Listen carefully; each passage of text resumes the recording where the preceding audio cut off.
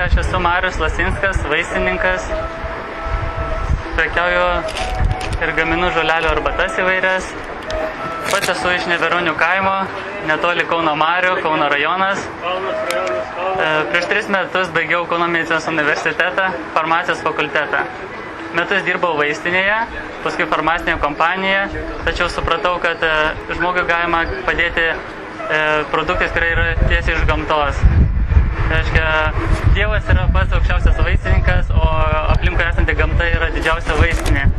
Taigi nusprendžiau vykti savo veiklą ir renku žoleles, dalį superku iš ūkininkų, ekologiškų ūkių, konsultuoju žmonės, darau individualius mišinius ir tokia kaip pajamų šaltinė ieškau, kur galėčiau įsitirti, prekiauti savo produkciją, nes pagaminti tai yra labai svarbu, bet kur ją realizuoti tai irgi yra reikalinga.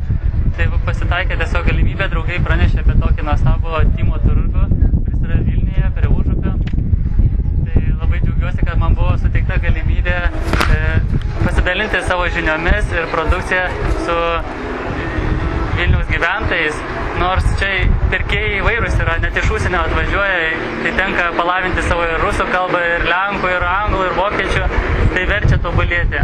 O pirkėjas yra nuolat sugrįžtantis, tai reiškia dar labiau kyla motyvacija stengtis padaryti kuo geresnį produktą, kad tiesiog žmonės paskui iš lūpų į lūpą sklinda tą žinią.